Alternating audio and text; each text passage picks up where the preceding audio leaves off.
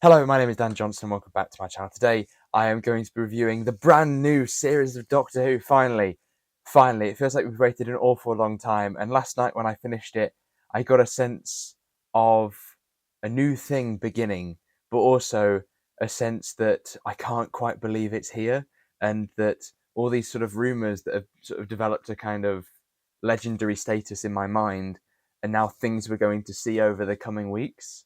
And it's really, really exciting. So we start off with a double premiere, and I'm planning to do them as one video, but normally you'll get these weekly. So first we have Space Babies, and then we have The Devil's Chord. I stayed up till midnight to watch both of these, and I enjoyed myself. That's sort of my solid line, is that I enjoyed myself watching these two. I think a common theme that I've noticed in how I feel about these two episodes is I don't feel like they're as Doctor Who-y or as Doctor Who-like as I want them to be. They feel like, because we've gone into the world of fantasy, that things have changed.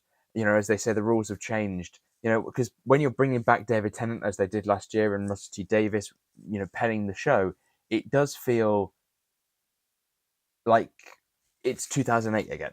And for it to be different is a little bit, takes a little while to get used to. But obviously that's bound to happen. First off, I've got two things that I think are worth commenting on for the selection of episodes as a whole so far. So Ruby and the Doctor, Ncuti is brilliant, absolutely brilliant. I think his line delivery, his sort of charismatic nature shines through as he plays the Doctor. And I think he's going to do an absolutely excellent job as we go through.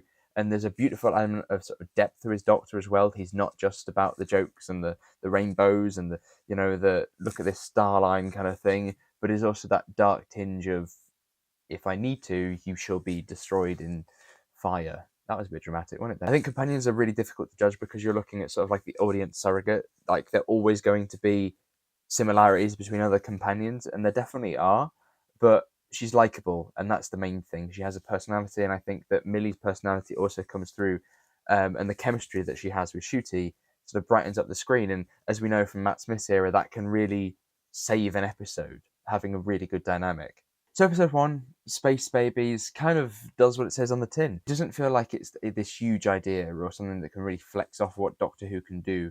And involving kids and sort of talking babies may sour reviews and opinions to think that, oh, it's really, really childish. And I think they're definitely leaning more towards children anyway. But the concept is really, really cute. And it's very sweet, and it's something that only Doctor Who can do. And it's good to show off that uniqueness where if we want a spaceship full of babies, we're setting the bar up there so that we can do wacky things, and Doctor Who can always surprise you with weird concepts like that that no other show can do. You know, you can have Star Trek and stuff like that, but they're kind of very serious, and Doctor Who can sort of just play around with that as much as it likes. The episode itself is really nicely written. There's lots of cute little jokes, and even the babies talking, which to me was something that I thought this could get really grating. With some bad effects and with some bad dubbing, it won't look very good, and it'll be a pain to watch, you know, if these babies are main characters. For me, Space Babies lacks that little spark, that little thing that will make it a lot better. It lacks a kicker in many respects. I think it needs a bit of a plot twist, other than I thought they were getting one, and then they kind of just swayed it into just not much of a reveal or not much of a change. And I also think it lacks a proper emotional center. Um, Obviously, it's nice to sort of add bits to our characters, you know, the Doctor and Ruby, that is. I feel like the emotional center should have been this nanny character, but they don't seem to really elaborate on that much. I'm not sure what sort of issues she's fighting. They're not set up too well, in my head anyway, that make me understand her reasoning. I think what's done nicely, though, is when the Doctor saves the boogeyman, because it's the last of its kind. That is quite a sweet moment. Episode 2, then, The Devil's Chord. I was really, really looking forward to this episode. When I knew we were getting a double premiere, I thought to myself, The Devil's Chord is going to massively outshine Space Babies, and everyone's going to be talking about this and not that. And I think for the most part, The Devil's Chord is a really, really strong episode of Doctor Who.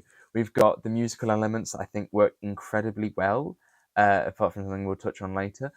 I think that that sort of musical element and the sort of playing around with that, like the moment when it goes zero sound and things like that, I think are great. Then we've got Jinx Monsoon, who is an amazing performer. The ability to be so operatic with your voice and to have this presence and this sort of scary element. And I think it would be very easy for this character to be extremely camp. And I mean, of course, it's very, very camp, but they play it off in such a way that it's frightening, that you don't know what this character is going to do next. And it makes me extremely excited for these legionaries and what may be coming. So I was really enjoying this episode. At one stage, I did think, oh yeah, this is definitely a solid 8, maybe even a 9. We defeat the Maestro, and I think, yeah, this is a really, really good episode. And then we're sitting on the rooftop, um, and they start singing. The song itself, the sort of the melody and the lyrics don't have too much appeal like the Goblin song did. There was something about that beat and something quite fun about the lyrics. And with this one, I don't think that was really there. The fact that I didn't really gel with the musical number, perhaps because it was 2 a.m. I'm not sure. As I'm sitting there watching this dance number, I feel like there's something slightly missing. I feel like we need that moment of reflection, that moment of closure at the end of the episode where the Doctor reflects and he thinks of the weight that's on his shoulders as these legionaries come, because it's briefly mentioned, but having that sort of be the final thought in the Doctor's mind and the audience mind towards the end of at the end of the episode, I think would have been great. And it's a shame that this dance number sort of takes over, and it may be fun, um, but it's, for me, I think it detracts from the main story. I also found that it creates a bit of an abrupt ending. Like it just sort of goes, so that's the monster defeated. Let's have a sing and dance about it. The end. And I think, well, there's elements that I'd like to explore here. Like, how do you round off this episode? So that is the end for my review of our first 2 episodes of Series 1 of Doctor Who. I hope you enjoyed it. I hope that you continue to stick around for the other episodes. Don't forget to like and subscribe. I plan to keep up to date with as much of this stuff as I can. I know I'm away for 1 week. I think it's Rogue, or is it? No, it's the second to last episode I'm away for. But we will have to sort of work out that as we come. But it's exciting to have Doctor Who back on the screens. It's exciting to every Friday night or Saturday morning to watch an episode of Doctor Who and to talk about it with you guys. So thank you very much for watching, and I shall see you soon. Goodbye.